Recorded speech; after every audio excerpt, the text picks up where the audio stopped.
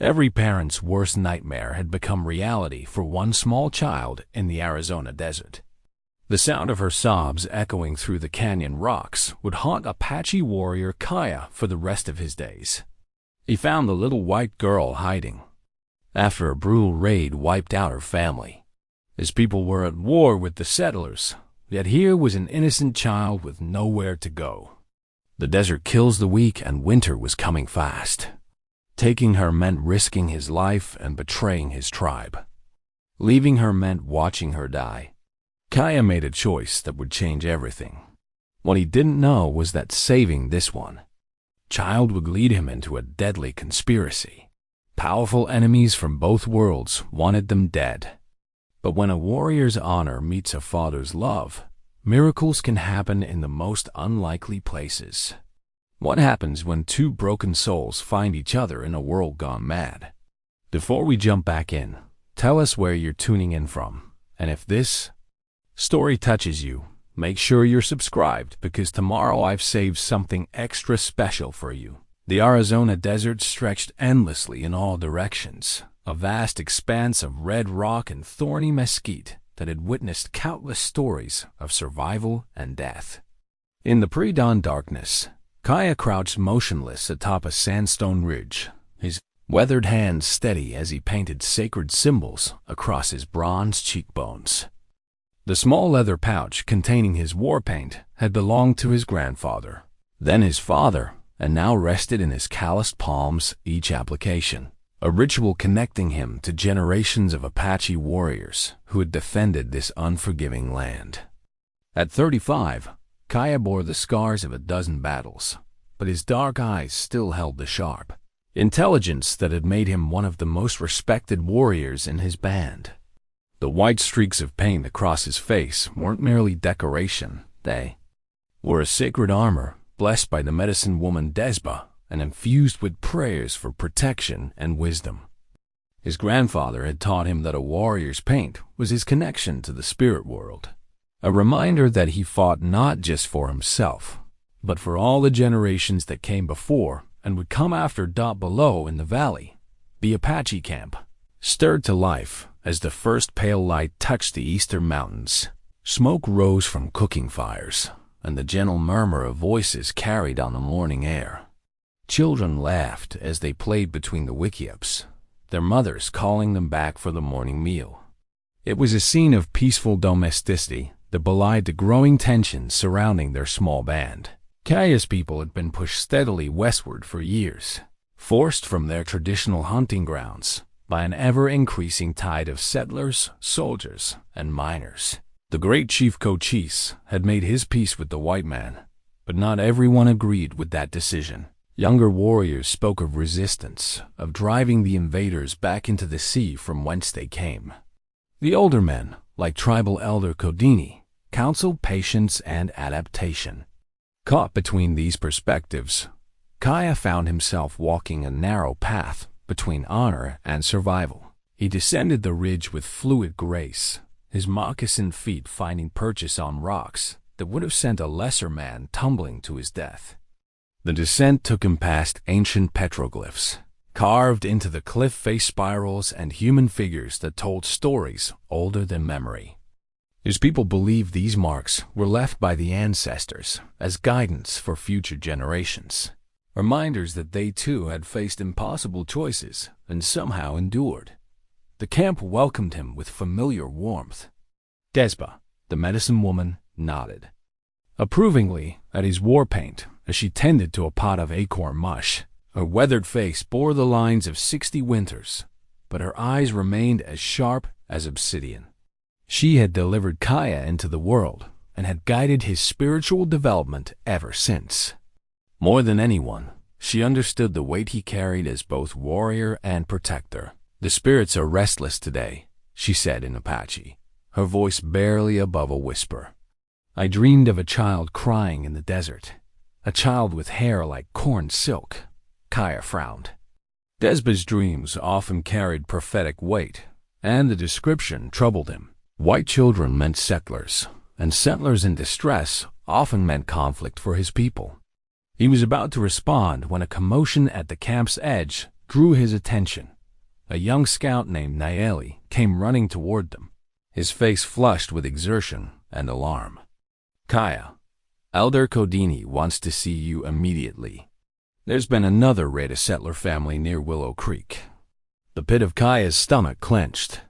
Raids meant retribution, and retribution meant soldiers would come looking for Apache blood. He followed Nayeli to the council area, where Elder Codini sat cross-legged beneath a ramada, his ancient face grave with concern. "My son," Codini said, using the term of respect reserved for the band's most trusted warriors, "we have a problem. The McKinnon family was attacked last night. Their ranch house was burned, and there are no survivors." Kaya felt the familiar weight of dread settle on his shoulders. "Our people? No." Codini's response was immediate and firm. "Our warriors were all accounted for. But the attack bears the markings of Apache work. At least, that's how it will appear to the soldiers." This was troubling news. False flag operations weren't unknown, but they usually came from other tribes or bandits looking to shift blame. The fact that someone had taken the time to make it look authentically Apache suggested a more sophisticated enemy. "There's more," Codini continued.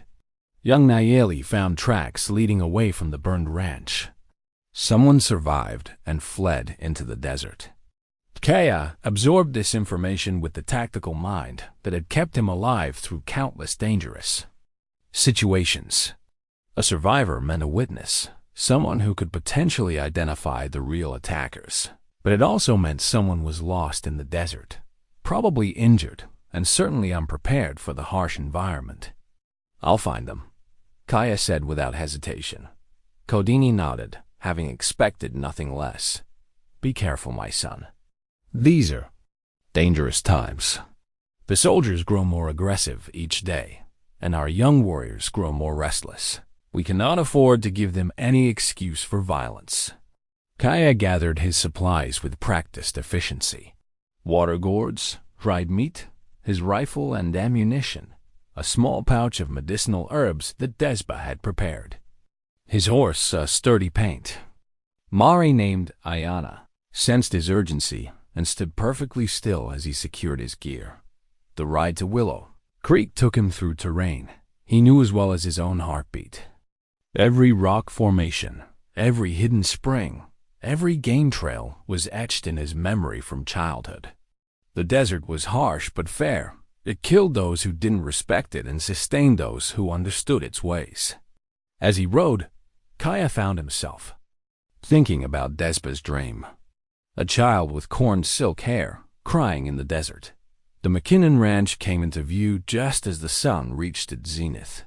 The destruction was total.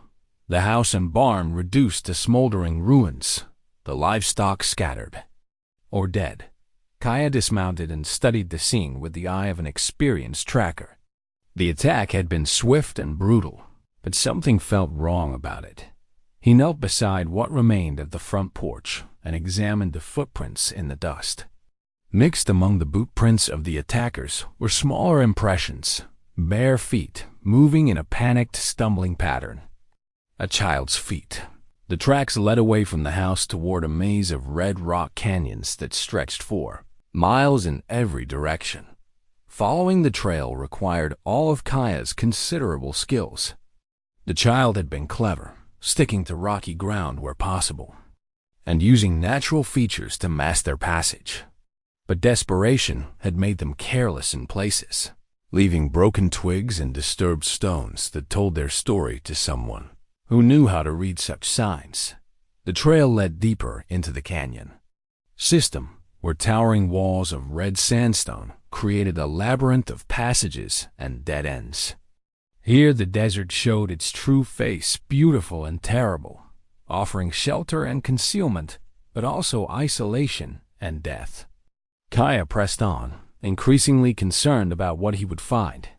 The sound reached him first, a soft whimpering that seemed to echo from the canyon walls themselves. He dismounted and moved forward on foot, following the sound to its source. Behind a cluster of boulders, partially hidden by a stunted juniper tree, he found her, She couldn't have been more than 8 years old, with tangled blonde hair and a face streaked with tears and dust. Her simple cotton dress was torn and stained with blood, whether her own or someone else's. Kaya couldn't immediately tell. In her small arms, she clutched a cloth doll, its fabric stained dark with what looked like dried blood. The doll was clearly homemade, stitched with love and care, now serving as the child's only comfort in a world that had suddenly turned savage. When she saw Kaya approaching, her blue eyes widened with terror as she pressed herself deeper into the shadows. Her whole body trembled like a frightened rabbit, and fresh tears began streaming down her dirt-stained cheeks. Kaya stopped several feet away and slowly lowered himself to a crouch, making himself appear as unthreatening as possible. He had dealt with terrified children before, and he knew that patience and gentleness were the only approaches that worked. "Shh," he said softly in English, holding up his empty hands to show he carried no weapon. "I won't hurt you, little one." The child stared at him with eyes that had seen too much horror for someone so young. She was clearly on the edge of complete hysteria, held together only by shock and the desperate need to survive. Kaya could see that she was suffering from exposure and dehydration. Her lips were cracked, and her skin had the gray pallor that spoke of serious distress. Moving with infinite care, he reached for his water gourd and held it out to her. "Water," he said simply. "You need to drink." For a long moment, they stared at each other across the space between their two worlds. Here was an Apache warrior, painted for battle and armed with rifle and knife, offering life-sustaining water to a white child whose family had likely been killed in what everyone would assume was an Apache raid. The irony wasn't lost on Kaya, but neither was the fundamental truth that transcended all such divisions. This was a child in desperate need, and he was a man capable of helping. The girl's need for water finally overcame her fear. She reached out with a trembling hand and took the gourd, drinking deeply while keeping her eyes fixed on Kaya's face. The water seemed to bring her back from the edge of complete collapse, and some color returned to her cheeks. "What's your name?" Kaya asked gently. "Elena," she whispered, her voice barely audible. "Elena McKinnon." McKinnon. So this was the survivor from the ranch, the witness who had fled into the desert. Kaya felt a chill that had nothing to do with the desert wind. This child had seen who really killed her family, and if those responsible realized she was still alive, they would come looking for her. "Elena," he repeated, letting her hear her name spoken with respect and kindness. "I'm Kaya. I'm going to help you." She stared at him with those haunted blue eyes, processing his words. "Are you going to hurt me?" The question cut straight to his heart. "No, little one. I'm going to keep you safe." As he spoke these words, Kaya realized he was making a promise that would change everything.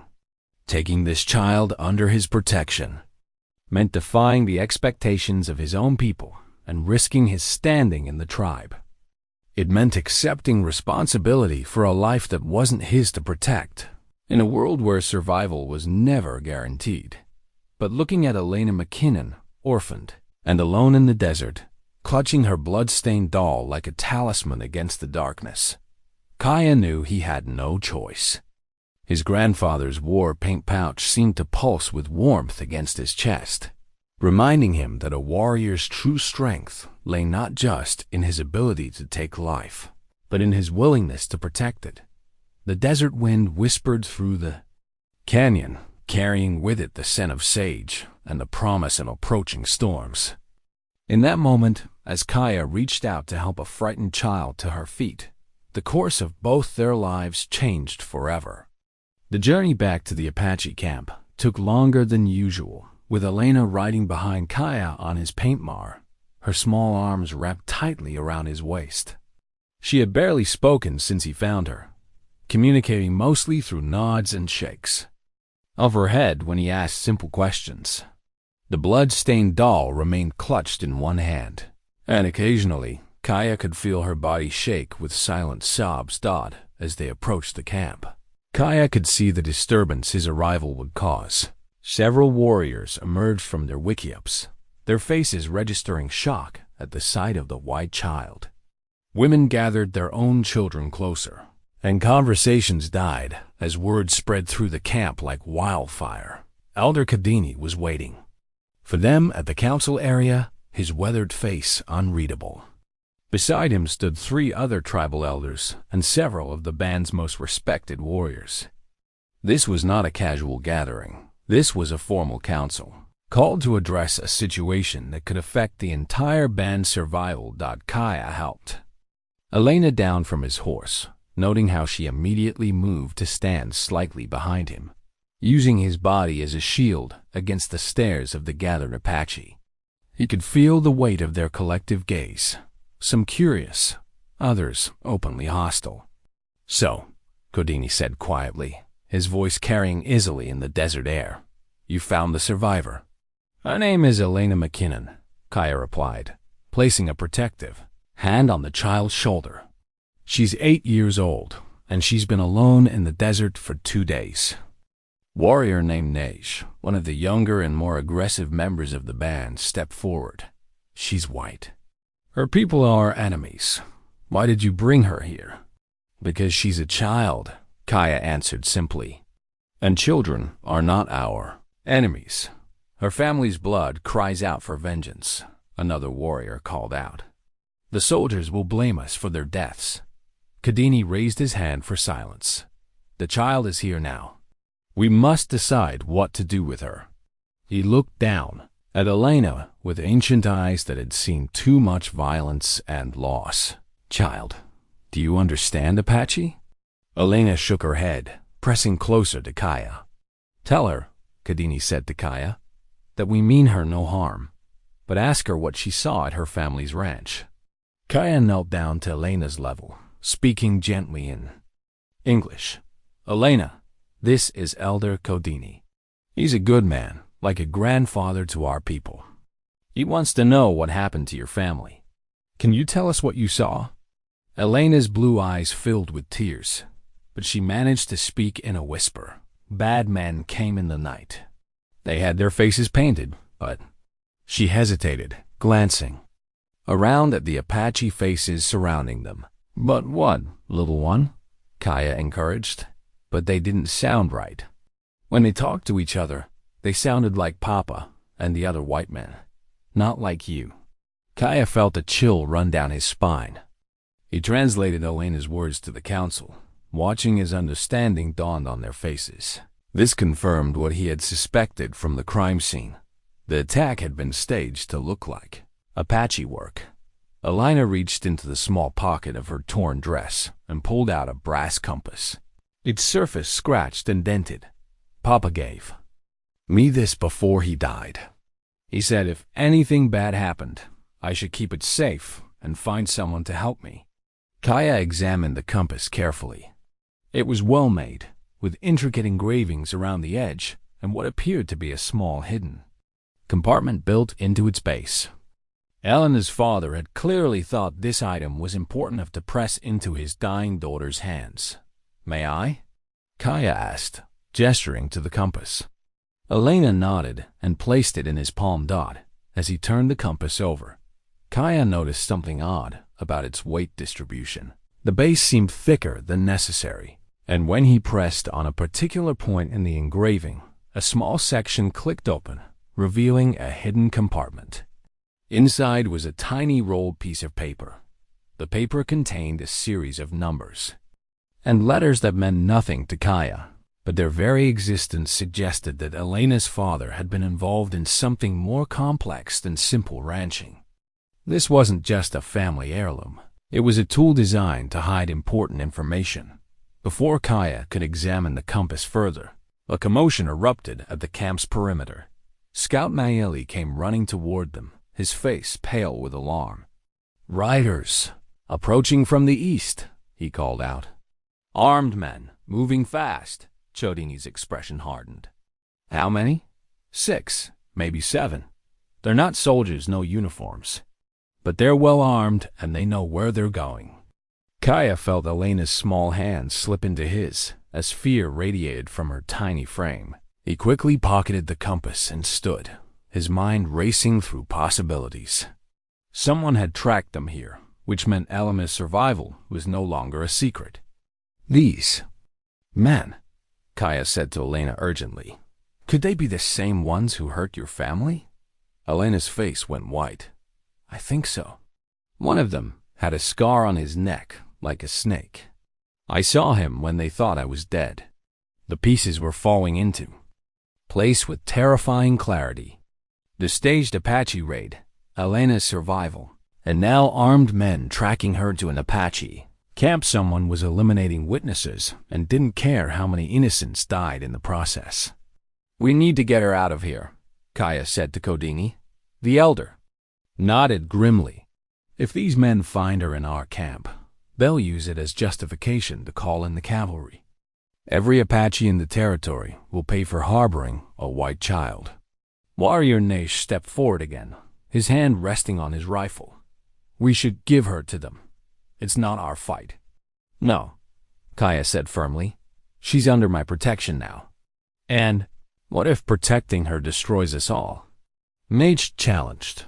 Before Kaya could respond, the sound of approaching hoofbeats grew louder.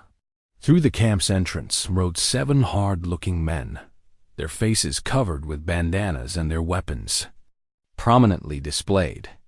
At their head rode a man whose neck bore an ugly, twisted scar that resembled a striking snake. The lead rider's eyes swept the camp until they fixed on Elena, and Kaya saw recognition and cold satisfaction flash across his features. These were definitely the men who had murdered her family. Apache. The scarred man called out, his voice carrying a false friendliness that fooled no one. "We're looking for a lost child. White girl, about 8 years old. Her family was killed by raiders, and we're here to take her to safety." Kodini stepped forward, his dignity unshaken despite the obvious threat. "There is no white child here." The scarred man's eyes never left Elena, who was trying to hide behind Kaya's legs. "I can see her right there, old man. Don't make this harder than it has to be. You're not welcome in our camp," Kodini said with quiet authority. "Leave now." The tension in the air was thick enough to cut. Kaya could see his fellow warriors positioning themselves strategically, hands drifting toward weapons. But they were outnumbered, and any violence here would bring terrible retribution down on the entire band. The scarred man smiled coldly and drew his pistol. "I'm afraid I can't do that. See, that little girl witnessed something she shouldn't have, and my employers need to make sure she doesn't share what she saw with the wrong people." In that moment, several things happened simultaneously. Elena screamed and pressed against Kaya's back.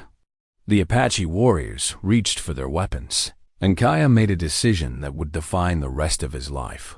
Moving with the fluid speed that had kept him alive through countless battles, Kaya scooped Elena into his arms and sprinted toward the horses, using the confusion to reach Ayana.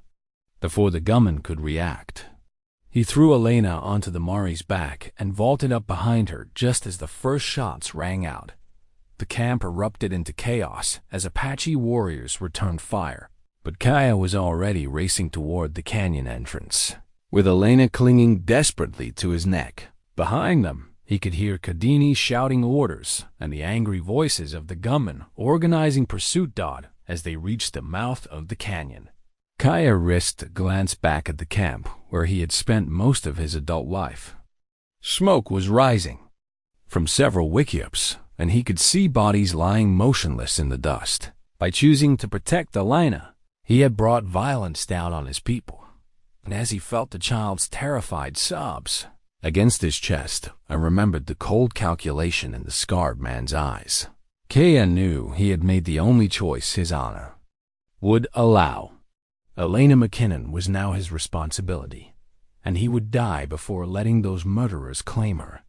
The desert stretched ahead of them, vast and unforgiving, offering both refuge and death to those who entered its embrace. Behind them came the thunder of pursuing hooves and the shouts of men who would kill them both without hesitation.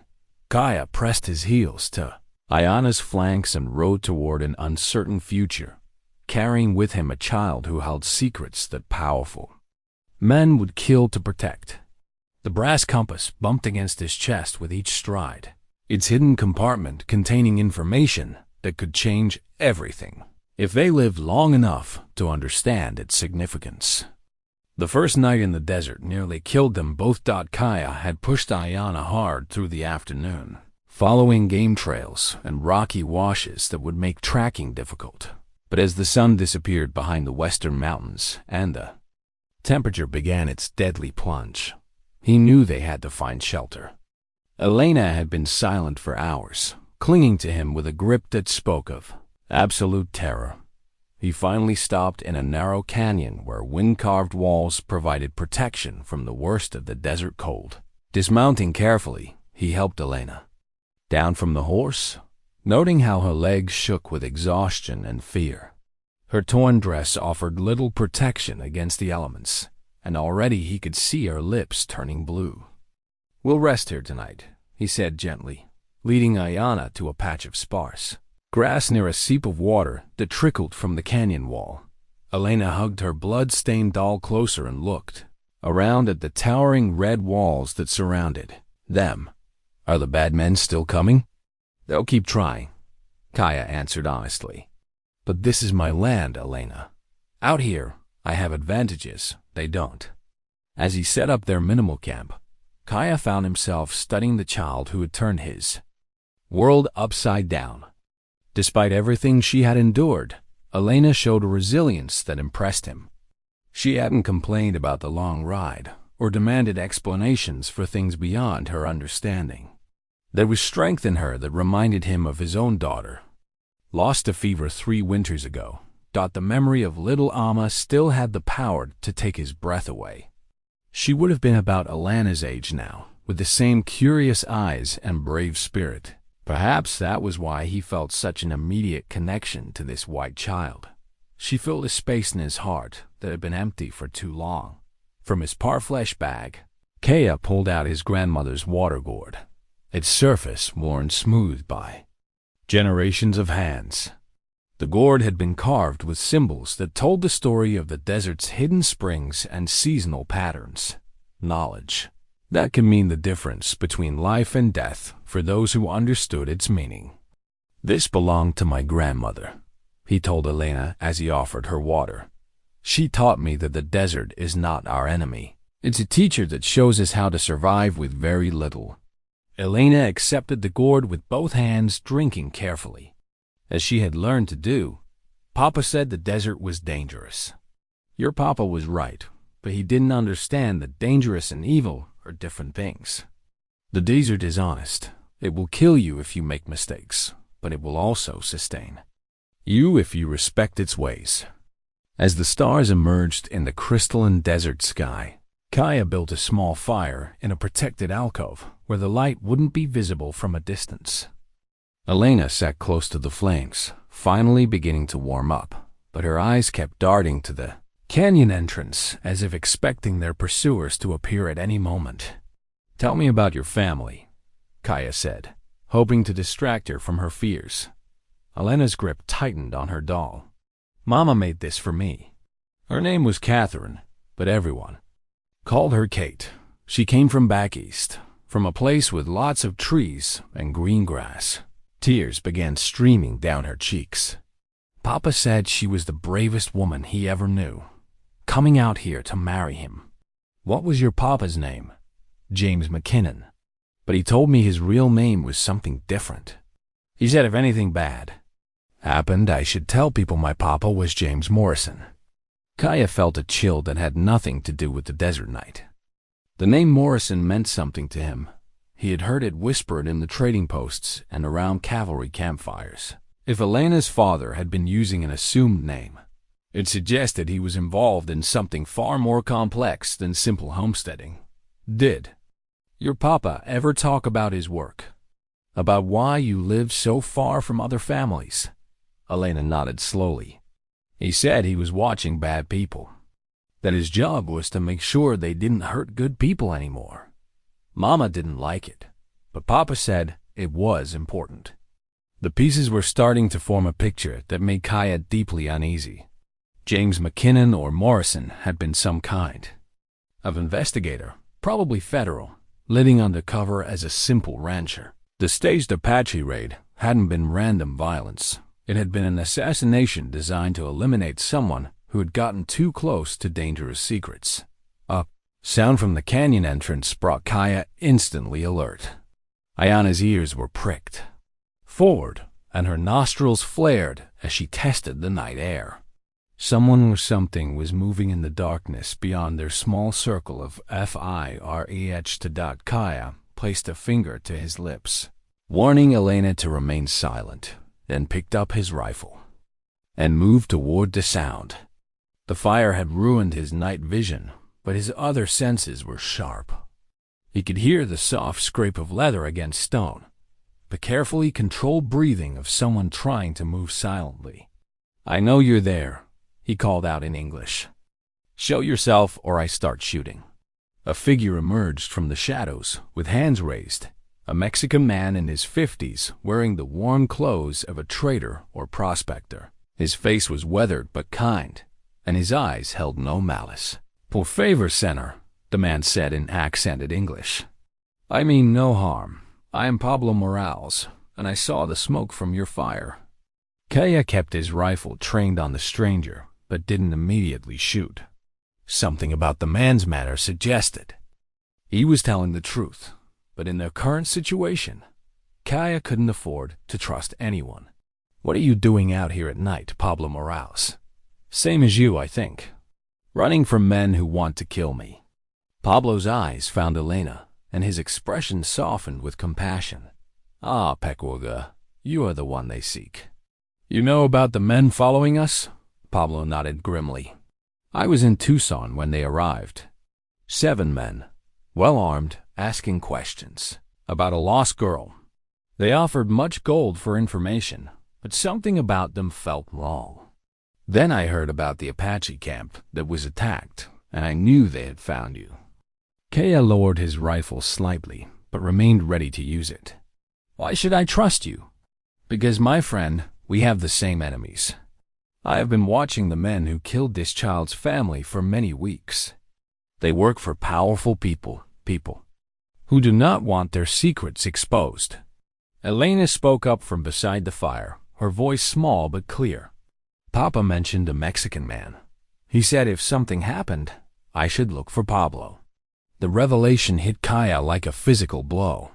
Pablo wasn't a random encounter. He was part of whatever investigation Elena's father had been conducting.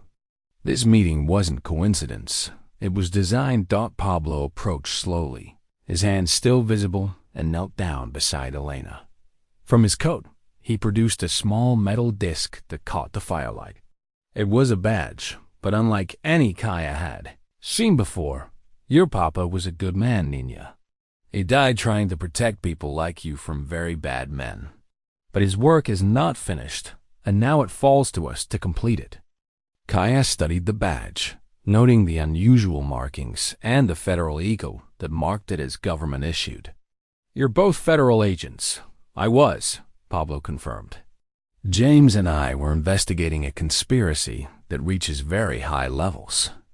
Men who use their power to steal land and kill anyone who opposes them.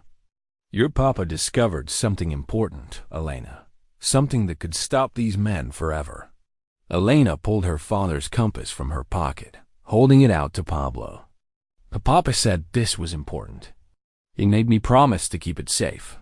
Pablo's eyes widened as he recognized the compass. "Sí, muy importante. This contains evidence that could bring down some of the most corrupt men in the territory. But first, we must get you both to safety." As Pablo examined the compass, Kaya found himself grappling with a new reality. What had started as a simple rescue of a lost child had become something much larger, a mission that could reshape the political landscape of the entire Southwest. Elena wasn't just a witness to murder. She was the key to exposing a conspiracy that reached the highest levels of territorial government. The fire crackled between them as 3 unlikely allies planned their next move. In the distance, coyotes howled their ancient songs to the desert moon.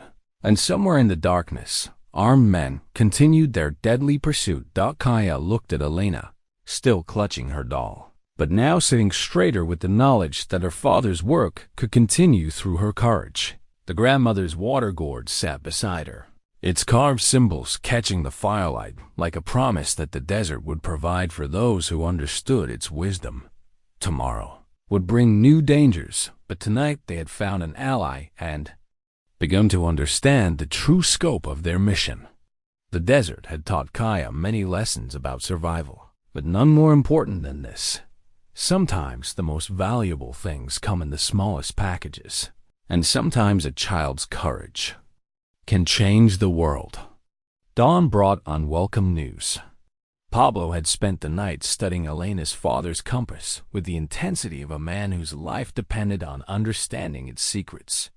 As the first light painted the canyon walls gold, he looked up with troubled eyes. The information in this compass, it's worse than I thought, Pablo said quietly, careful not to wake Elena, who still slept curled against Kaya's side. Your papa discovered that the land grabs aren't random. Someone is systematically targeting families who own property along a specific route. Kaya studied the small piece of paper they had extracted from the compass's hidden compartment. The numbers and letters still meant nothing to him, but Pablo's expression suggested they told a damning story. What kind of route? Kaya asked. Railroad route. Someone with advanced knowledge of where the territorial railroad will run is eliminating property owners and buying up their land through shell companies. Pablo's weathered fingers traced patterns in the dust. When the railroad announces its route, these men will become millionaires overnight. The scope of the conspiracy was staggering. This wasn't just about stealing a few ranches. It was about manipulating the entire economic future of the territory. Hundreds of families would be displaced or murdered, their land stolen by men who perverted the very systems meant to protect them.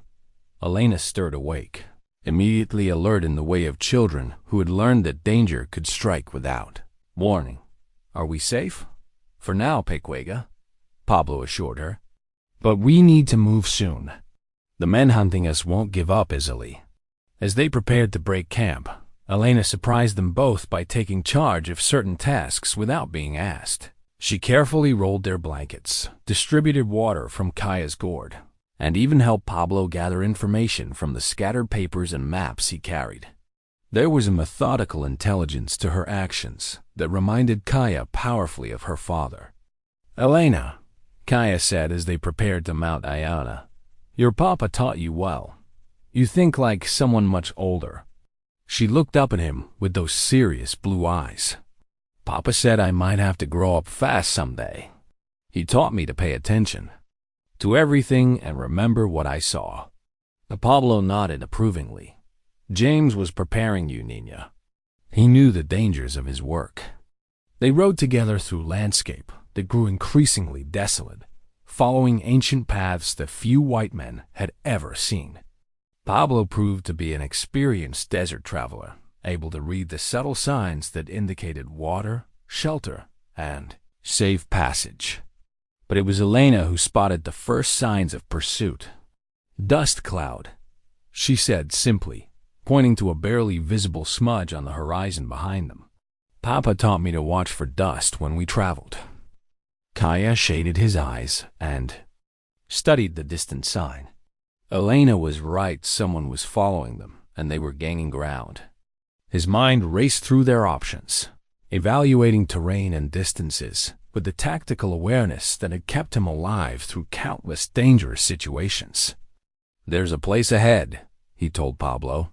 Ancient ruins built into the cliff face. We can make a stand there if necessary. They pushed their horses harder, but the pursers were mounted on fresh animals and knew their general direction. By midday, the dust cloud was close enough to resolve into individual riders. 5 men this time, led by the scarred man from the Apache camp. The ruins Kaya had mentioned appeared ahead like a mirage, ancient cliff dwellings built by the ancestors. rooms carved directly into the living rock hundreds of feet above the desert floor. Narrow trails switchbacked up the cliff face, barely wide enough for a single person. "Up there," Kaya said, dismounting at the base of the cliff. "They can't. Use horses on those trails, and we'll have the high ground." Elena looked up at the dizzying height with wide eyes, but didn't hesitate.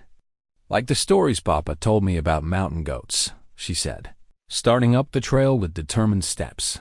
The climb was treacherous, especially for a child, but Elena proved remarkably sure-footed.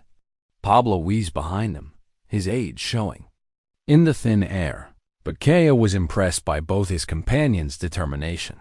They reached the first level of ruins, just as their pursuers arrived at the base of the cliff. The scarred man's voice carried clearly in the desert air as he shouted orders to his men. "Spread out! Watch the trails!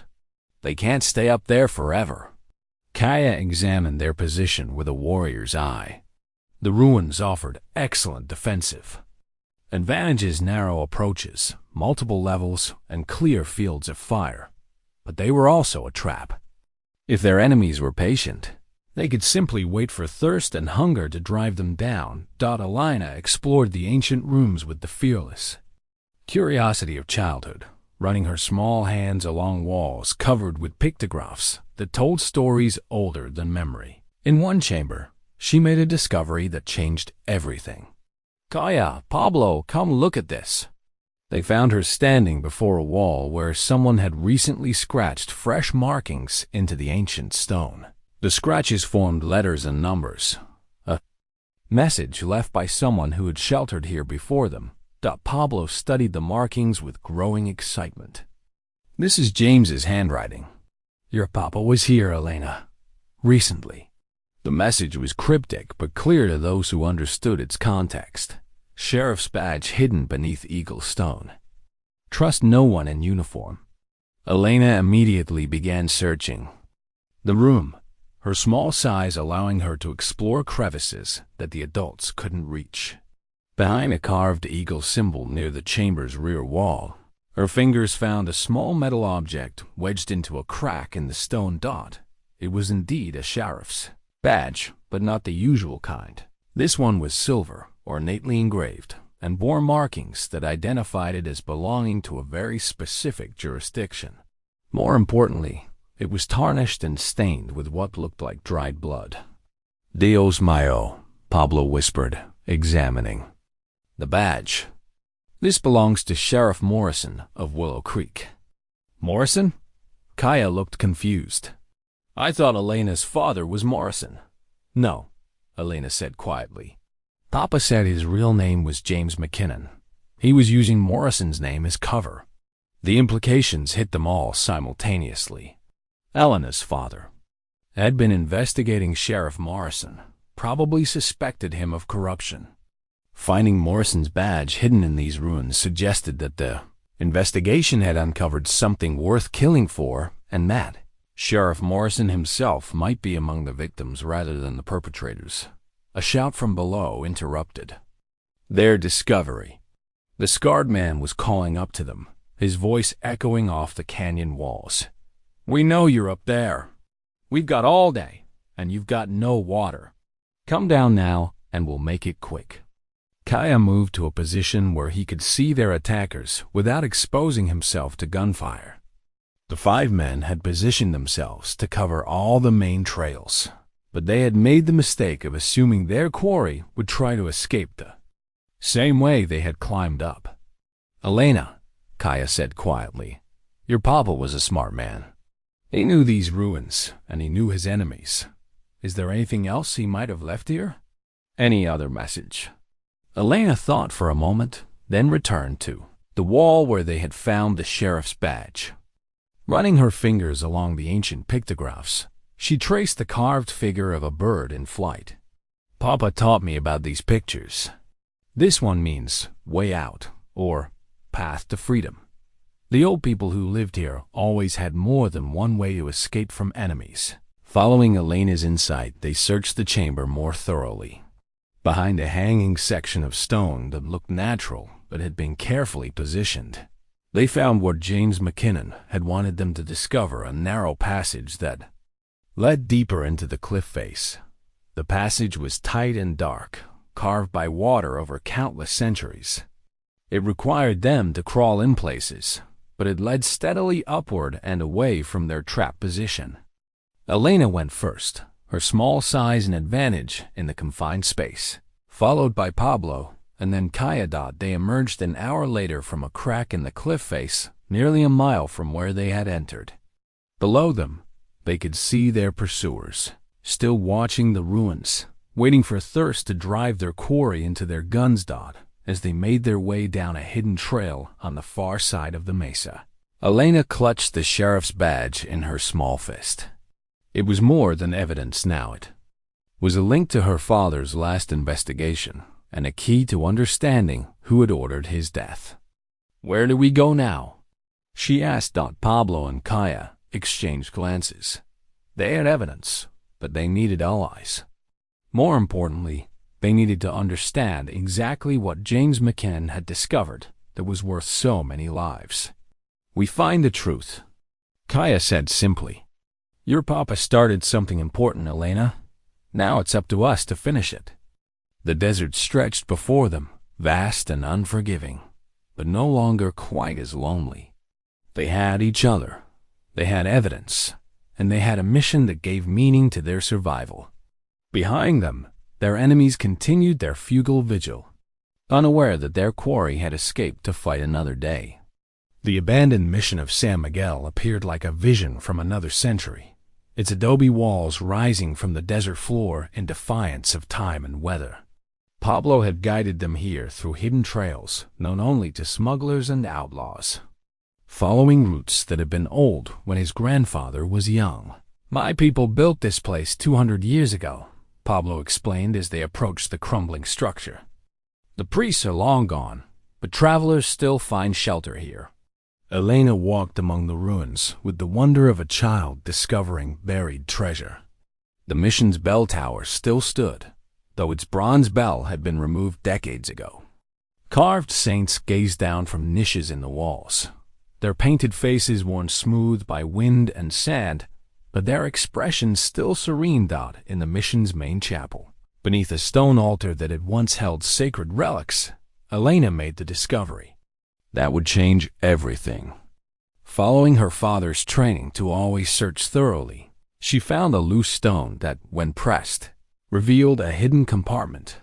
Inside was a leather portfolio wrapped in oiled cloth, her father's complete investigation files. The documents told a story of corruption that reached far beyond simple land grabbing. Maps showed the planned railroad route years before it was supposed to be announced. Lists of names included territorial officials, federal judges, and army officers. Financial records detailed payments that could only be bribes. But the most damning piece of evidence was a partially burned deed that Elena pulled from the portfolio with trembling hands. The document was singed around the edges, as if someone had tried to destroy it but failed, and it bore an official territorial seal. "What does it say?" Elena asked, unable to read the complex legal language. Pablo examined the deed with growing amazement. "It's a land grant, Pakewagan. A grant giving someone ownership of nearly 1 million acres along the planned railroad route. And look here." He pointed to a signature at the bottom of the document. "This is signed by Territorial Governor Bradford himself." Kaya felt the pieces of the conspiracy clicking into place with sickening clarity. "The governor is involved?" "More than involved," Pablo said grimly. "According to these documents, Governor Bradford is the architect of the entire scheme. He's using his position to grant land to shell companies controlled by his associates, then ordering the murders of existing property owners who won't sell." Elena sat quietly absorbing this information, her small hands still clutching the damaged deed. "Papa died because he found this?" "Your papa died because he was going to expose the most powerful man in the territory," Pablo confirmed. "But his sacrifice won't be meaningless if we can get this evidence to the right people." Who are the right people? Kaya asked. If the governor is corrupt, who can we trust? Before Pablo could answer, the sound of approaching horses interrupted their planning. Through gaps in the mission walls, they could see a cloud of dust approaching. From the east, too large to be their original pursuers. Kaya climbed quickly to the bell tower for a better view. What he saw made his blood run cold. A full cavalry patrol was riding toward the mission. At least 20 soldiers, led by an officer in a blue uniform that gleamed despite the desert dust. "Soldiers," he called down to Pablo and Elena. "Coming fast." Pablo cursed in Spanish. The scarred man must have sent word to his contacts in the army. They're bringing official authority to the hunt. Elena's face went pale. "Are they going to arrest us?" "Worse," Pablo said. "If they're working with the conspirators, they'll kill us and claim we were armed fugitives resisting arrest." Kaya's mind raced through their limited options. The mission offered some defensive advantages, but not enough to withstand the determined assault by 20 trained soldiers. They needed to escape, but the approaching patrol would soon have the entire area surrounded. "There," Elena said suddenly, pointing to a section of the mission wall where the adobe had crumbled away to reveal older stonework beneath. "Papa told me that missions always had priest holes hidden places where the fathers could hide during Indian raids." Following Elena's insight, they searched frantically along the inner walls of the chapel. Pablo's experienced hands found what they were looking for, a section of carved stone that moved when pressed in a specific sequence. Behind the false wall was a narrow chamber, barely large enough for 3 people, with a tiny ventilation shaft that led to the surface. It had been designed as a temporary hiding place, not a long-term refuge, but it would have to serve. They squeezed into the cramped space, just as the cavalry patrol thundered into the mission courtyard. Through the ventilation shaft, they could hear boots on stone as soldiers searched the ruins systematically. "Nothing here, Captain Morrison," a soldier's voice reported. Elena's eyes widened at the name. Morrison, the same name her father had been using as cover. Kaya placed a warning hand on her shoulder, reminding her to stay silent. "Keep searching," came the reply in a voice that carried the authority of command. "The girl has information that could damage national security. She must be found." National security. The conspiracy had grown beyond territorial corruption. It now carried the weight of federal authority. Elena McKinnon wasn't just a witness to murder. In the eyes of powerful men, she was a threat to the stability of the government itself. The search continued for what felt like hours. Soldiers moved through every room of the mission, their boots echoing off stone floors that had once known only the whispered prayers of monks. Elena pressed against Kaya's side, her breathing carefully controlled despite her obvious terror. Finally, the sounds of search began to diminish. Captain Morrison's voice carried clearly through the ventilation shaft as he addressed his men. "Spread out and search a 5-mile radius. Check every canyon, every water source. They can't have gone far on foot in this heat." The cavalry patrol rode out in different directions, leaving only the sound of wind through broken walls and the distant cry of a hawk circling overhead.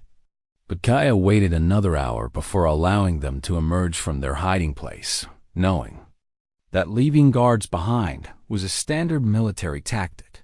When they finally crawled out of the priest hole, the mission felt different, no longer a refuge, but a place that had been violated by the enemy's presence. Elena immediately returned to where they had hidden her father's documents, checking to make sure everything was still secure. "We can't stay here," Pablo said, stating the obvious. "They'll be back with more men and dogs." Kaya nodded, but his mind was focused on a larger problem. "We have the evidence, but how do we get it to someone who can act on it? If the conspiracy reaches the territorial governor and the military, who's left to trust?" Elena looked up from her father's papers with a determined expression that reminded Kaya powerfully of her father's courage. Papa said if everything went wrong, there was one person in Washington who could be trusted. A senator named Harrison, who chairs the Committee on Territorial Affairs. Washington is 2,000 miles away, Pablo pointed out. Then we'd better start walking, Elena said with the kind of innocent determination that could move mountains.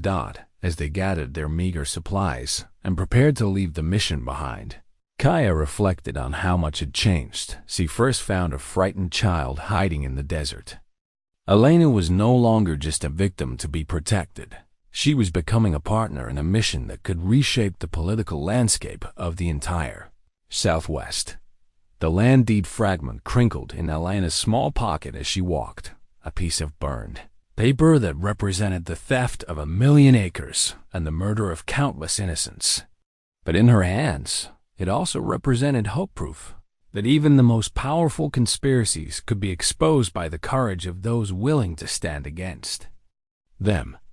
The desert stretched ahead, vast and unforgiving, but they were no longer running blindly. They had a destination, a purpose, and evidence that could bring down a conspiracy that reached the highest levels of government. Behind them, the mission bells remained silent, but their message echoed in the wind. Sometimes, the smallest voices carry the most important truths, and sometimes a child's courage can challenge the power of empires. The trading post at Bitter Springs had seen better days, but it still served as a crossroads for the diverse peoples who called the desert home. Smoke rose from its stone chimney, and horses stood tethered in whatever shade they could find. More importantly for Kaya's purposes, it was where his brother Mop had chosen to make his life between two worlds. Alana walked between Kaya and Pablo as they approached the weather building, her small hand resting on the precious documents hidden in her father's portfolio. The past week of travel had changed her in ways that went beyond the desert tan on her face and the confidence in her stride. She no longer looked like a lost child. She looked like someone with a mission. "Remember," Kaya said quietly, "my brother doesn't trust easily. He's seen too much of what happens when Apache try to work with whites." The interior of the trading post was dim and cool, filled with the mingled scents of leather, tobacco, and coffee. Behind the counter stood a man who was unmistakably Kaya's brother, though Mop had chosen to dress in the clothes of a successful merchant rather than traditional Apache garb. His hair was shorter than tribal custom dictated, and he wore vest and boots that spoke of prosperity and adaptation. The brothers regarded each other with the complex mixture of love and disappointment that often characterized family relationships shaped by political divisions. Mop had chosen survival through accommodation. Kaya had chosen honor through resistance. Neither path was without cost. "Brother," Mop said in Apache, his voice carefully neutral, "you bring interesting companions to my establishment. I bring family business." Kaya replied, also in Apache, "This child needs protection, and the cause is just." Mop's eyes fixed on Elena with the calculating gaze of a man who had learned to assess threats quickly. "White child means white problems. I've built something here, Kaya. I won't see it destroyed for your noble gestures." Elena stepped forward, surprising both brothers by speaking directly to Mop in careful, halting Apache. "Honored uncle, I ask for shelter not as a white child, but as one seeking justice for murdered family." Mop's eyebrows rose in surprise. "You speak our language, little one?" "Kaya teaches me," Elena replied, her pronunciation improving with each word. "He says words have power when spoken with respect." Behind the counter, a woman emerged from the post's living quarters, Mop's wife, Maria, carrying a baby on her hip while two older children peered shyly from behind her skirts. The children were clearly of mixed heritage, with features that spoke of both Apache and Mexican ancestry. Maria studied Elena with the protective instincts of a mother, then looked at her husband with eyes that suggested they had already discussed the stranger's arrival. "The child looks hungry," she said simply. That simple statement of maternal concern broke through Mop's carefully maintained emotional distance. He gestured for them to sit at a wooden table near the window, and Maria began preparing food without being asked. As they ate, Pablo carefully explained the situation, translating key parts into Apache for Maria's benefit. The evidence they carried wasn't just about land fraud. It represented a systematic attempt to destroy the traditional ways of life for all the desert peoples, Apache and Mexican alike. Mop examined the documents with the sharp intelligence that had made him a successful businessman. His trading posts served people from dozens of different communities, and he understood better than most how the territorial government's policies affected ordinary families. This Governor Bradford, Mop said finally. He's been behind the new restrictions on trading licenses, making it harder for people like me to do business with the tribes. It's all connected, Pablo confirmed. Control the land, control the trade routes, control the people. Elena had been playing quietly with Mop's children, sharing her doll, and learning simple games that needed no common language. But when she heard Governor Bradford's name, she looked up with the serious expression that had become familiar to Kaya. Papa said Governor Bradford was the spider at the center of the web. He said all the bad things came from his office. Mop's youngest child, a girl about Elena's age, had become fascinated with Elena's blood-stained doll. With the innocent acceptance of childhood, she hadn't been bothered by the stains. Instead, she had found scraps of clean cloth and was helping Elena repair the torn seams. Watching the children work together, Mop seemed to reach some internal decision. "There's something you need to know," he said quietly. "Captain Morrison's patrol came through here 2 days ago, asking questions about a white girl and an Apache warrior traveling together." Kaya felt his blood chill. "What did you tell them?" "Nothing. But Morrison left men in the area. They're watching the main trails, and they've put out word that there's a bounty for information." The net was tightening around them, but Mop's next words offered hope. "However, there are still people who remember what honor means. The Apache aren't the only ones who distrust the territorial government."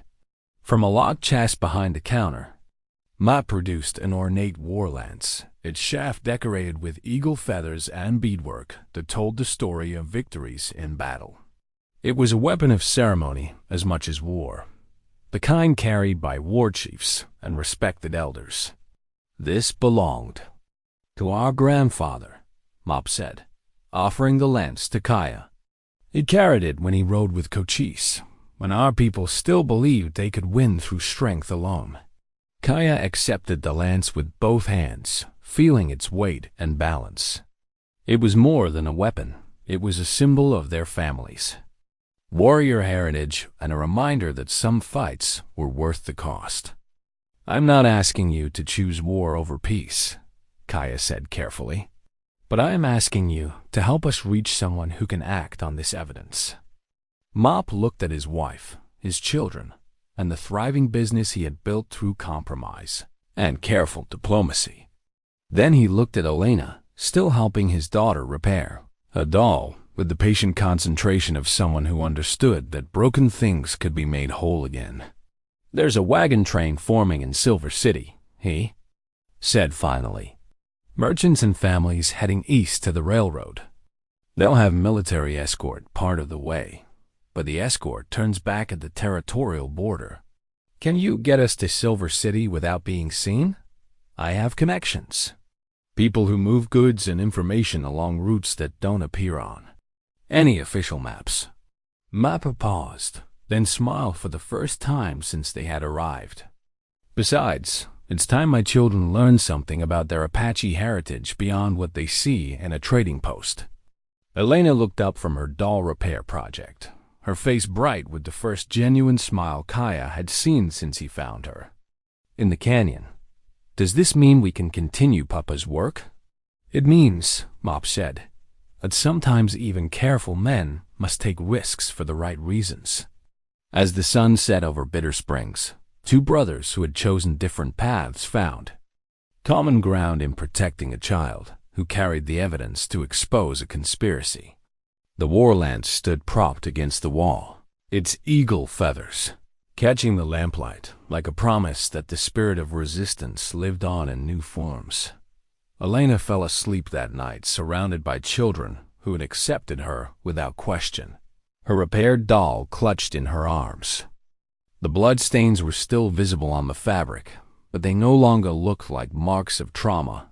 They looked like badges of survival. Proof that some things could endure even the worst that life could offer. Tomorrow would bring new dangers and difficult choices, but tonight they had family, food, and a plan that offered hope. The desert wind sang through the trading post's walls, carrying with it the promise that justice, like water in the wasteland, could be found by those who knew where to look. The telegraph office in Silver City hummed with activity as messages flowed east and west along the copper wires that connected the frontier to the civilized world. Mop had managed to get them into town without detection, using a network of sympathetic traders and backcountry guides who asked no questions and told no tales. Elena sat quietly in the corner of the telegraph office while Pablo composed a careful message to Senator Harrison in Washington. The coded language was necessary. Too many people had died already for the conspiracy to worry about intercepting telegrams. But it was the telegraph operator's reaction to their message that changed everything. "McKinnon?" the operator said. Looking up from the wire Pablo had handed him. "You're asking about James McKinnon?" Elena's head snapped up at her father's name. "You knew my papa?" The operator, a thin man named Sullivan with ink-stained fingers and spectacles that had seen better days, studied Elena with growing recognition. "You're his daughter. Dear God, we all thought you were dead." "You knew Papa?" Elena repeated, moving closer to the telegraph key. "Know him?" "Miss, your father was one of our most important contacts. He's been sending coded reports through this office for over a year." The revelation hit like a physical blow. Pablo and Kaya exchanged glances as the implications sank in. James McKinnon hadn't just been investigating the conspiracy. He had been part of an organized federal operation with resources and contacts they had never suspected. Sullivan continued, his voice dropping to a whisper. "Your father was a use marshal, Miss McKinnon, part of a special task force investigating territorial corruption. We've been wondering why his reports stopped coming." Elena's world shifted on its axis. Everything she thought she knew about her father's life had been a carefully constructed cover story. The remote ranch, the isolated lifestyle, even his assumed identity, all of it had been designed to hide his real work. "Where are his reports?" Pablo asked urgently. Sullivan led them to a back room where a safe held files that could topple governments. Inside were copies of every telegram James McKinnon had sent to Washington, documenting the gradual uncovering of the largest political conspiracy in territorial history. But the most shocking discovery was yet to come. Among the filed telegrams was one that had arrived just 2 days ago, addressed to Elena McKinnon in care of the Silver City Telegraph Office. It was from Washington, and it bore the official seal of the United States Marshal Service. Elena's hands trembled as Sullivan helped her decode the message. The words that emerged made her sink into a nearby chair with the weight of revelation. "Regret to inform, stop Marshal James McKinnon, confirmed killed in line of duty. Stop daughter Elena, now under federal protection. Stop Operation Desert Justice. Continue stop Agent Morales, authorized to complete mission stop. Senator Harrison expects full report. Stop Trust, nitrogen monoxide local. Authority stop. Washington sends condolences and respect. Stop." Pablo stared at the decoded message, his face pale with understanding. "I've been reinstated. They want us to complete James's mission." "What mission?" Kaya asked. Sullivan answered by pulling another file from the safe, one that contained maps, photographs, and documents that painted a picture far larger than anything they had imagined. The conspiracy didn't stop with Governor Bradford. It reached into Congress, the War Department, and the highest levels of the territorial administration. Your father discovered that the railroad land grants were just the beginning, Sullivan explained to Elena. The real goal is to create a separate territory controlled entirely by the conspirators. They're planning to declare independence from federal authority and establish their own government. Elena studied a map that showed the proposed boundaries of the new territory. It would encompass nearly half of Arizona Territory and parts of New Mexico, creating a region the size of some eastern states. The economic potential was staggering: mineral rights, railroad revenues, and agricultural land worth millions of dollars. Papa knew about all this? Elena asked. Your father was close to proving it, Pablo said, examining documents that bore federal seals and official signatures. But he needed one more piece of evidence, direct proof that Governor Bradford was coordinating with secessionist elements in other territories. Kaya picked up a photograph that had been tucked between the pages of a report. It showed a group of well-dressed men standing in front of what appeared to be a government building. Governor Bradford was prominently featured, along with several other faces that meant nothing to Kaya, but clearly carried significance for Pablo. These men, Pablo said, pointing to the figures in the photograph, they're not just territorial officials. This man here is a Confederate colonel who was supposed to have been pardoned and retired to civilian life. And this one is a railroad executive with connections to European investors. The scope of the conspiracy was breathtaking. What had started as investigation into land fraud had uncovered a plot to carve a new nation out of the American Southwest, backed by foreign money and led by men who had never accepted the outcome of the Civil War. Elena absorbed this information with the remarkable resilience she had shown throughout their ordeal. What did Papa want us to do?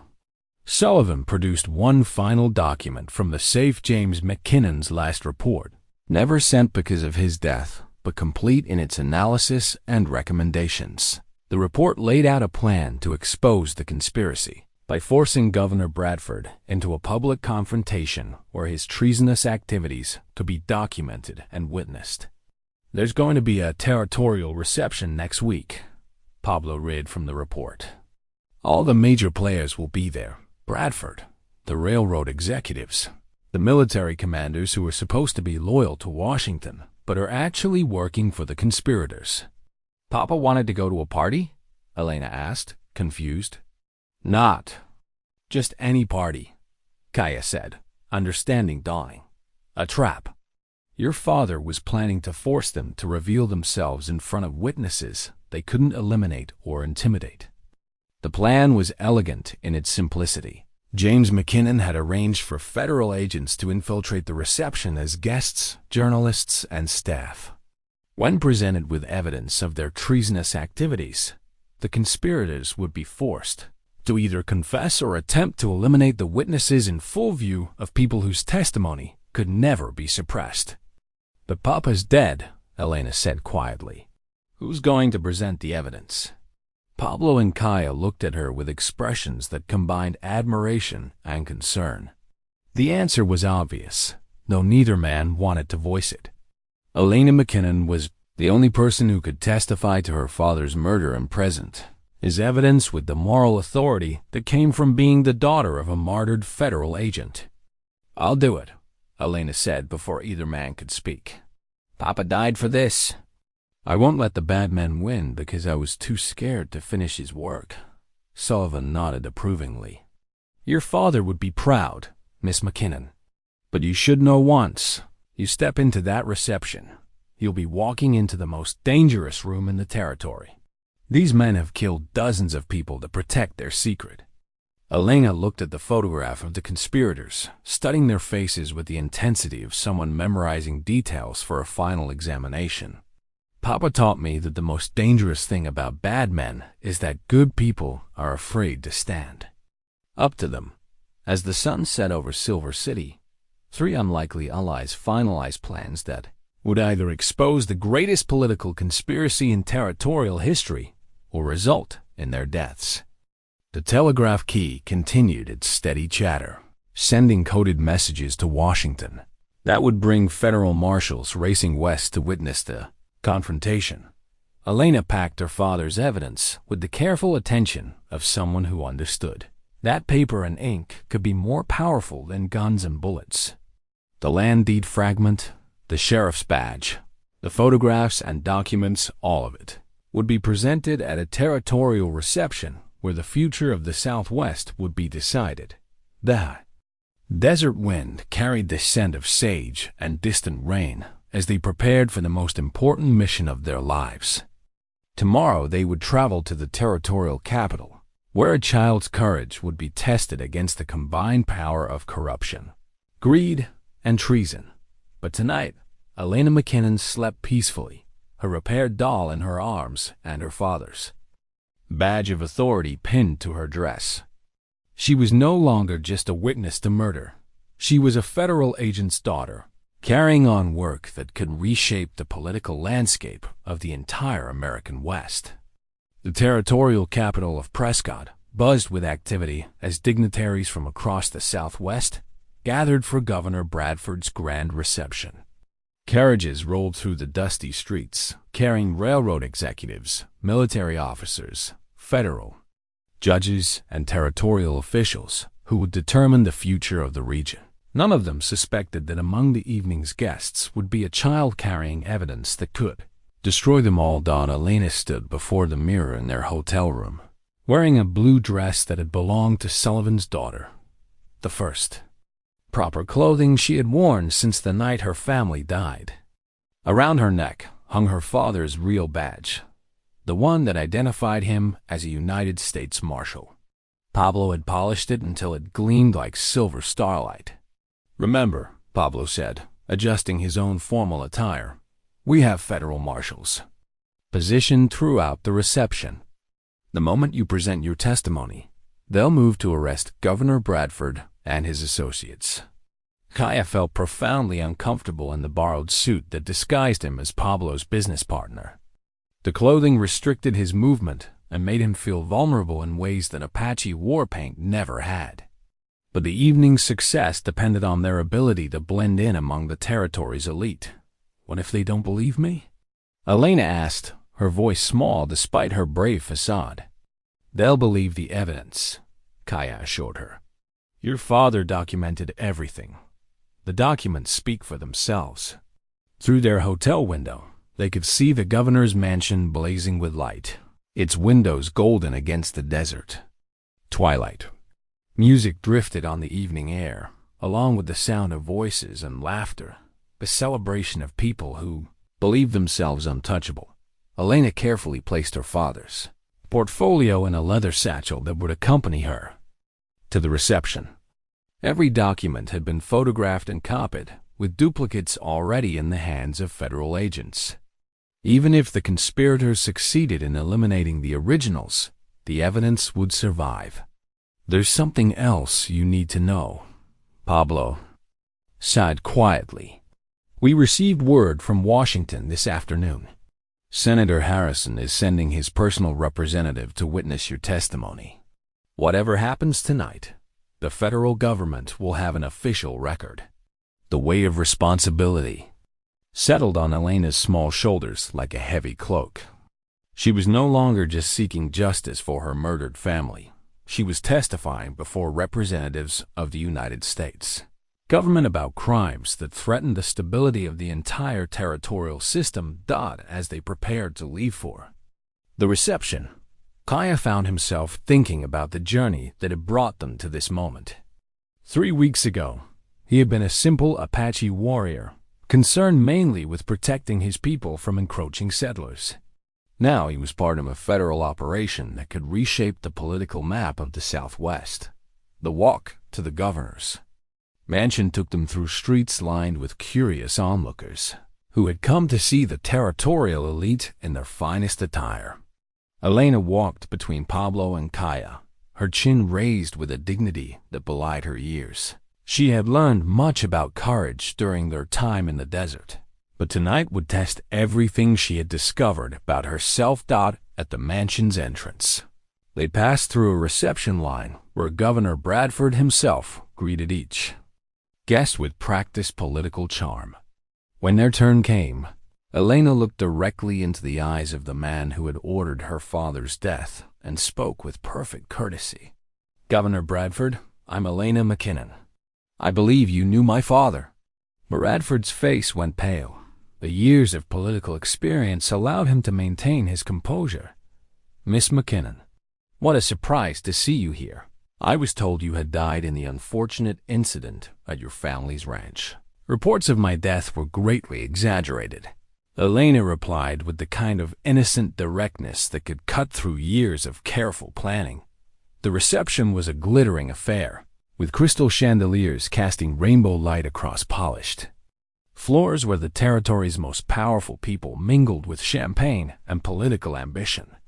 Elena moved through the crowd like a small ghost, largely ignored by adults focused on their own concerns. But Pablo and Kaya, positioned at strategic points around the ballroom, noticed things the other guests missed. The unusual number of armed men who weren't in uniform but carried themselves like soldiers. The way certain guests kept checking their pocket watches as if waiting for a specific time. The nervous energy that seemed to crackle beneath the surface of polite conversation. "Something's wrong," Kaya murmured to Pablo as they met near the mansion's main staircase. "Too many people here are armed, and they're not all on our side." Pablo nodded grimly. "I've identified at least 6 men who aren't supposed to be here. This feels like a trap." Before either man could act on their suspicions, the evening's formal program began. Governor Bradford took his position at the front of the ballroom, raising his hand for silence as he prepared to address his guests. "Ladies and gentlemen," Bradford announced, his voice carrying easily across the crowded room, "tonight marks a historic moment for our territory. We stand at the threshold of greatness, ready to take control of our own destiny." Elena looked around the room, searching for the federal marshals who were supposed to be protecting them, but the faces she saw belonged to strangers, men and women who watched the governor with expressions of eager anticipation rather than law enforcement vigilance.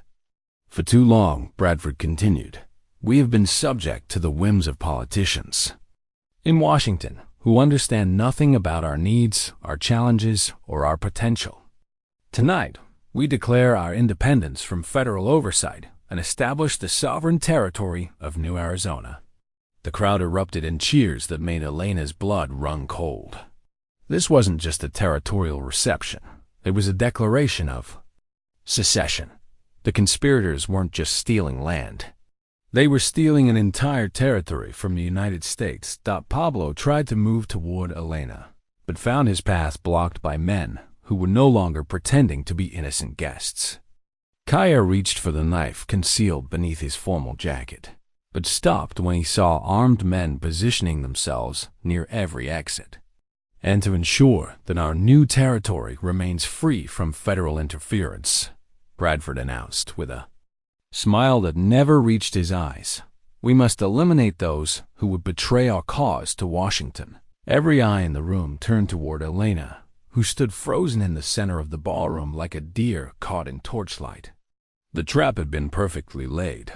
The conspirators had known about her survival all along and had used her presence to draw out any other federal agents operating in the territory.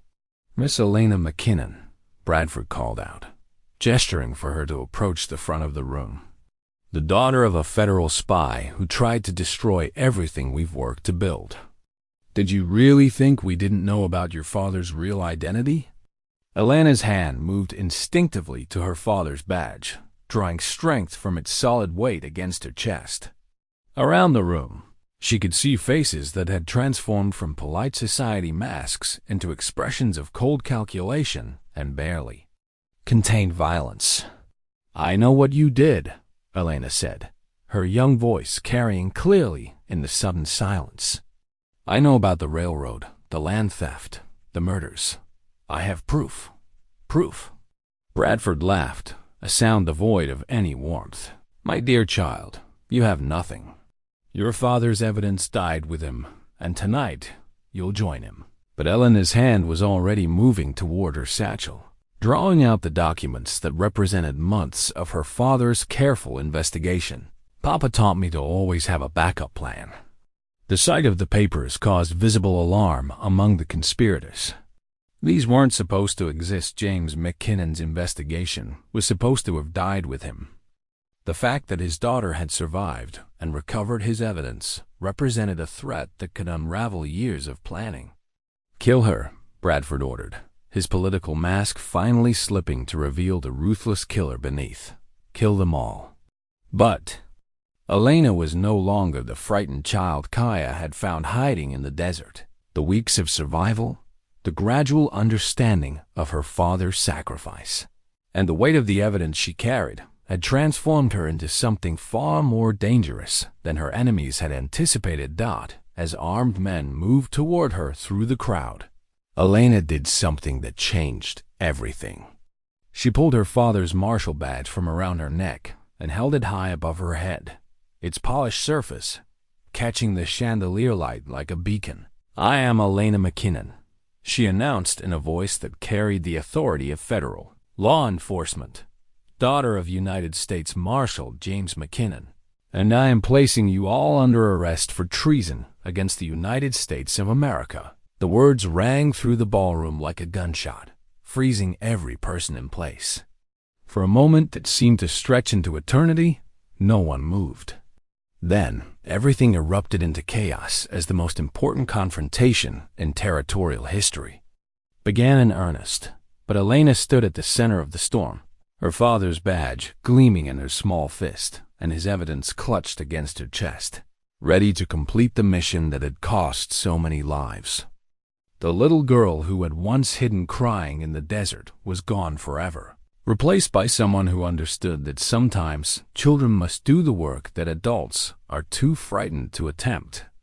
The ballroom exploded into violence the moment Elena spoke the word treason. Governor Bradford's ceremonial sword, a presentation piece that had hung on his office wall for years, was suddenly in his hand as he lunged toward the child, who threatened to destroy everything he had built.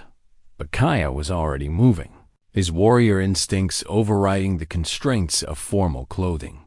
He intercepted Bradford's attack with a dining chair, the governor's blade burying itself in carved wood instead of Elena's small body. The impact sent both men sprawling across the polished floor as panicked guests screamed and scattered. Elena dove beneath the nearest table, clutching her father's evidence as bullets began flying overhead. The conspirators' armed men had abandoned all pretense, drawing weapons and firing at anyone who might be a federal agent. But their desperate violence worked against them in their panic to eliminate threats. They were shooting at shadows and striking down their own allies. Pablo fought his way through the chaos toward Elena's position, using overturned tables and decorative pillars for cover. A bullet creased his shoulder, spinning him around, but he pressed forward with the determination of a man who had spent months preparing for this moment. "Elena!" he shouted over the gunfire. "The evidence! Get it to the window." The window he indicated faced the street, where curious townspeople had gathered to watch the territorial elite's grand celebration.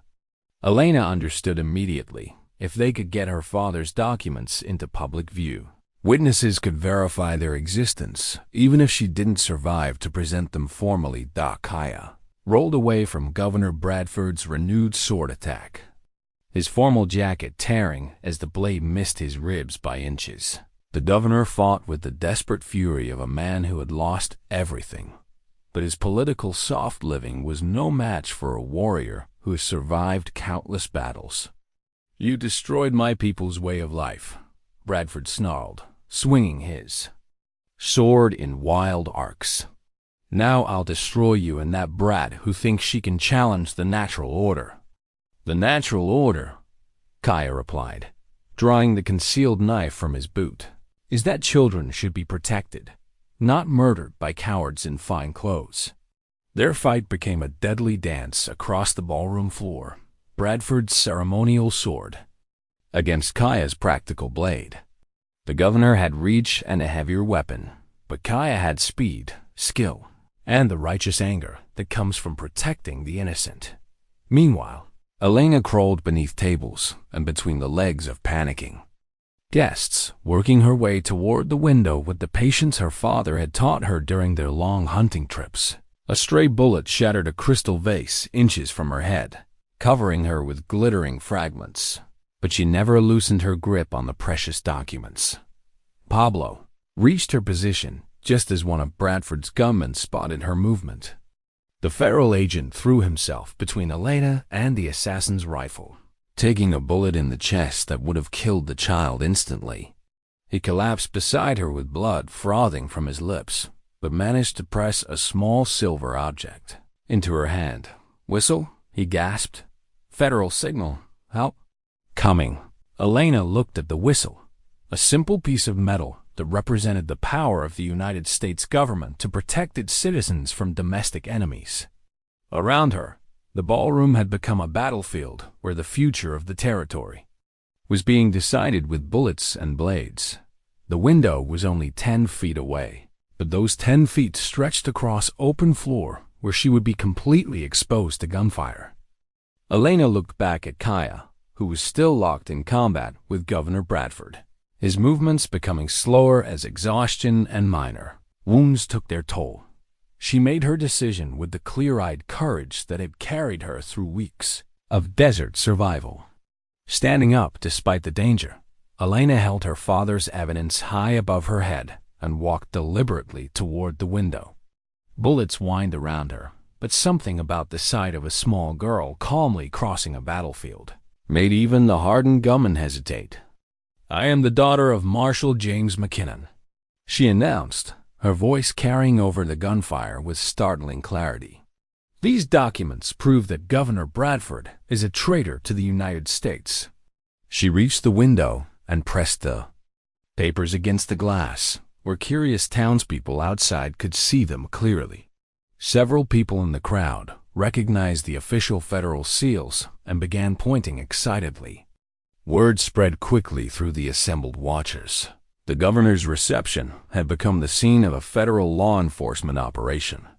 Elena raised Pablo's whistle to her lips and blew 3 sharp blasts, the signal that would bring federal marshals racing from their concealed positions around the town. The sound cut through the chaos like a knife, announcing that the United States government was taking official notice of the night's events. Governor Bradford heard the whistle and understood its significance. His conspiracy had depended on operating in shadows beyond the reach of federal oversight. But Elena McKinnon had dragged his treasonous activities into the full light of public scrutiny, where they could never again be hidden or denied. "Kill her!" Bradford screamed, abandoning his fight with Kaya to lunge toward Elena. "Kill the girl and burn the evidence." But it was too late. The whistle's call had been answered, and federal marshals were already surrounding the mansion. Elena McKinnon had done what her father died trying to accomplish. She had exposed the conspiracy that threatened to tear the territory away from the United States. The federal marshals burst through the mansion's doors like avenging angels, their badges gleaming and their weapons drawn. But Governor Bradford had one final card to play, a small derringer concealed in his vest that he aimed directly at Elena's heart as she stood silhouetted against the window. "Drop your weapons or the child dies," Bradford shouted, his political composure finally cracking to reveal the desperate killer beneath. The marshals froze, unwilling to risk an 8-year-old girl's life even to capture the territory's most wanted traitor. Elena looked into Bradford's eyes and saw the same cold calculation that had ordered her parents' death, the same willingness to murder innocents that had driven the entire conspiracy. But Elena McKinnon was no longer an innocent. The desert had taught her about survival. Kaya had taught her about courage, and her father's sacrifice had taught her about the cost of justice. She smiled at Governor Bradford with the fearless clarity of someone who understood that some things were worth dying for. "You're too late," she said quietly. "Everyone can see the evidence now. Killing me won't change anything. Through the broken windows, they could hear the crowd outside growing larger and more agitated as word spread through Prescott that the territorial government was corrupt. Voices called for Bradford's arrest, and several people shouted Elena's name. The child had become a symbol of resistance to political corruption. Bradford's hand trembled as he held the Derringer, understanding that his entire world was collapsing around him. "You've destroyed everything," he whispered. "Decades of planning, millions of dollars in investment. The dream of a truly free territory, all ruined by one stubborn child." "Papa said bad men always think children are easy victims," Elena replied, still holding the evidence against the window where everyone could see it. "But children see truth more clearly than adults who have reasons to look away." Kaya, bleeding from several cuts but still standing, began moving slowly toward Bradford's position. The governor noticed the movement and swung his gun between Elena and the Apache warrior, trying to cover both threats with a single-shot weapon. "Stay back," Bradford commanded. "I'll kill you both if I have to." "No," said a new voice from the ballroom's entrance. "You won't." Pablo Morales stood in the doorway, supported by federal marshals, but very much alive despite the bullet wound in his chest. In his hand was an official document bearing the seal of the United States Marshal Service, a warrant for Bradford's arrest on charges of treason, murder, and conspiracy against the federal government.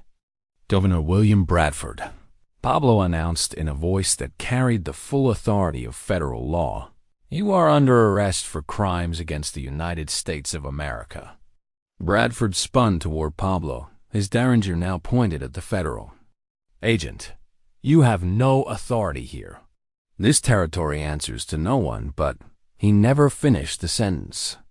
Elena, moving with the quick reflexes Kaya had taught her during their desert survival training, grabbed a heavy crystal paperweight from a nearby table and hurled it at Bradford's gun hand. The impact sent the Derringer flying across the ballroom floor as Bradford howled in pain. Kaya was on him instantly, tackling the governor to the ground and pinning him with techniques learned in a dozen life-or-death struggles. Bradford fought with the desperate strength of a cornered animal, but his soft politician's muscles were no match for a warrior's conditioning. "It's over," Kaya said firmly, holding Bradford face down against the polished floor. "Your conspiracy dies here." Federal marshals moved quickly to secure the scene, arresting the surviving conspirators and collecting evidence that would fuel prosecutions for years to come. But the real victory belonged to Elena McKinnon, who stood at the window holding her father's legacy in her small hands. Outside, the crowd had grown to include hundreds of territorial citizens who had come to witness history in the making. They could see Elena clearly through the mansion's grand windows, a small figure in a blue dress, holding documents that represented justice for countless victims of political corruption. "Miss McKinnon," said the lead federal marshal, approaching Elena with the respect due a fellow law enforcement officer, "your father would be very proud of what you've accomplished tonight." Elena looked down at her father's badge, still pinned to her dress, then at the evidence she had protected through weeks of danger and hardship. "Papa always said that the truth has power, but only if someone is brave enough to speak it." Pablo, despite his wounds, managed to reach Elena's side. "Your testimony will be heard in Washington, Nina. Senator Harrison himself will listen to your story, and these criminals will face federal justice."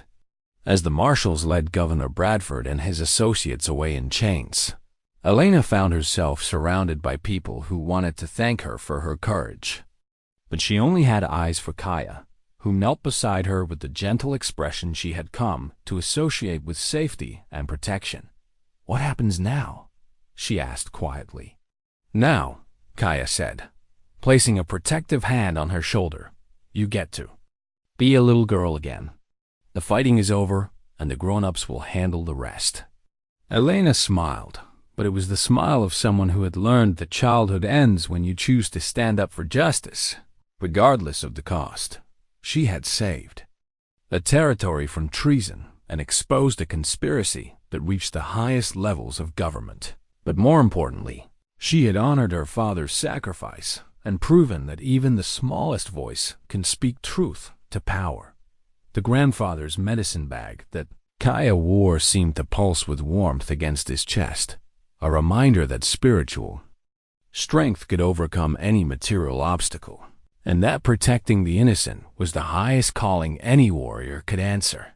6 months later, Elena McKinnon stood on the porch of a comfortable house in Tucson, watching the desert sunrise paint the mountains in shades of gold and crimson. The house belonged to Judge and Mrs. Harrison, distant relatives who had gladly opened their home to the girl whose courage had saved the territory from political catastrophe. The formal adoption papers had been signed the week before, giving Elena a new family while honoring the memory of her murdered parents. But the most important relationship in her life remained unchanged. Every Saturday, without fail, Kaya came to visit, bringing news from the Apache communities and stories that connected her to the desert that had shaped them both.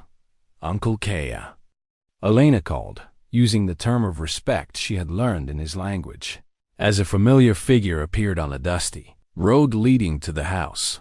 He rode the same paint mar that had carried them through their desperate flight across the desert. But now Ayana's bridle was decorated with silver concos that caught the morning light. Kaya himself looked different still, every inch the Apache warrior, but wearing clothes that spoke of a man who moved comfortably between two worlds. The territorial government had officially honored Kaya for his role in exposing the conspiracy, awarding him a substantial reward and offering him a position as a federal scout.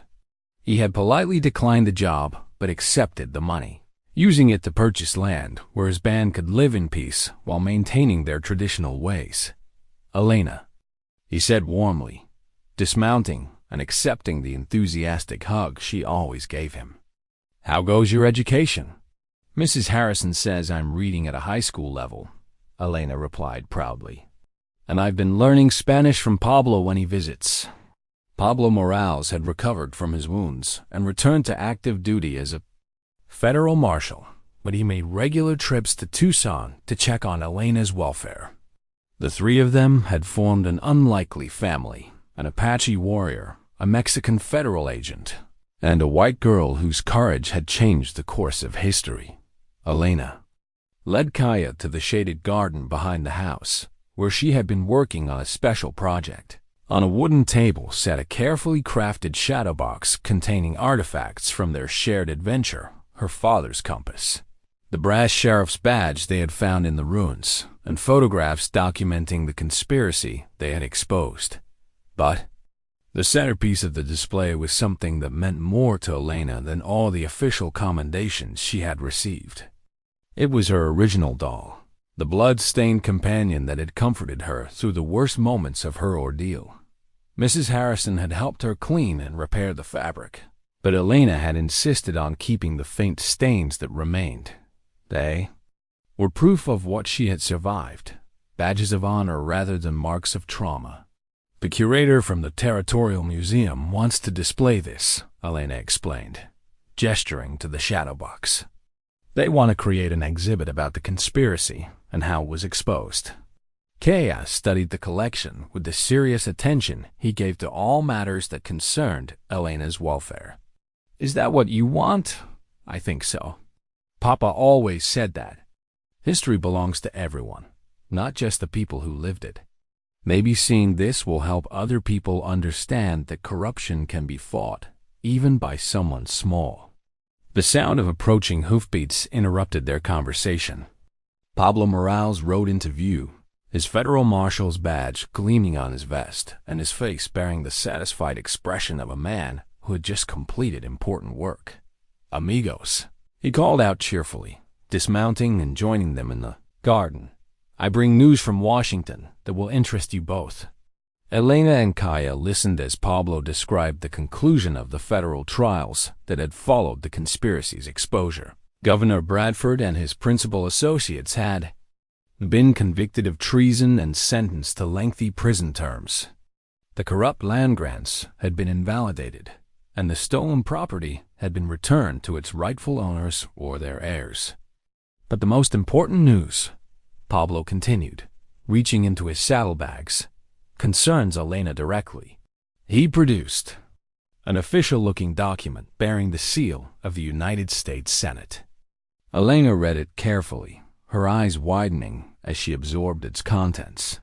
"They want me to testify before Congress?" she asked in amazement. "Senator Harrison has proposed new legislation to prevent territorial corruption," Pablo explained. "Your testimony would help convince other senators that these reforms are necessary. You would be the youngest person ever to address a congressional committee." Elena looked at Kaya, seeking his guidance as she always did when facing important decisions. "What do you think I should do?" "I think," Kaya said carefully, "that your father didn't die just to expose one conspiracy. He died believing that the system could be made better, that corruption could be prevented if good people were willing to stand up and speak truth." Elena nodded slowly, understanding the larger implications of what was being asked of her. Testifying before Congress would mean revisiting painful memories and accepting a public role she had never sought. But it would also mean that her father's sacrifice could prevent other families from suffering as hers had suffered. "I'll do it," she said quietly. "But I want Uncle Kaya and Pablo to come with me." "Wouldn't miss it, Pequega," Pablo assured her. "Besides, someone needs to make sure. The politicians in Washington understand what real courage looks like." As the three of them sat in the garden, planning Elena's testimony and discussing the changes that had swept through the territory since the conspiracy's exposure, a photographer from the local newspaper arrived to take pictures for a story about Elena's upcoming trip to Washington.